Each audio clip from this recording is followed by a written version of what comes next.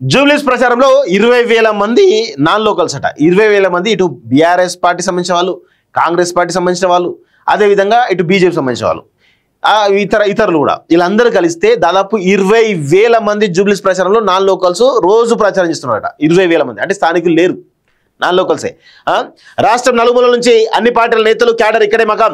పీక్స్కి చేరిన by election campaigning ఈ నెల 9తో ముగిరినటువంటి ప్రచారం అంటూ చూస్తా ఉన్నాం. జూబ్లీస్ ఉప ఎన్నికల ప్రచారం పీక్స్కి చేరింది.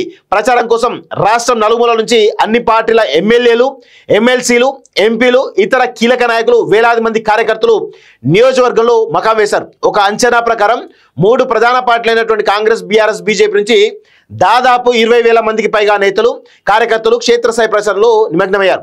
అధికార కాంగ్రెస్ పార్టీ మంత్రులు, ఎమ్మెల్యేలు, లీడర్లందరినీ బూతుల వారిగా, డివిజన్ల వారిగా ఓటర్లకు మ్యాపింగ్ చేసుకుని ప్రచారాన్ని పకడ్బందీగా నిర్వహిస్తున్నట్టు చూస్తూ ఉన్నాం. సో ఇటు బీఆర్ఎస్ కావచ్చు, బీజేపీ కావచ్చు, కాంగ్రెస్ కావచ్చు, నాన్ లోకల్ వాళ్ళు వచ్చేసి దాదాపు ఒక వార్డు అంటే 700-800 ఓట్లు ఉంటాయి అనుకుందాం.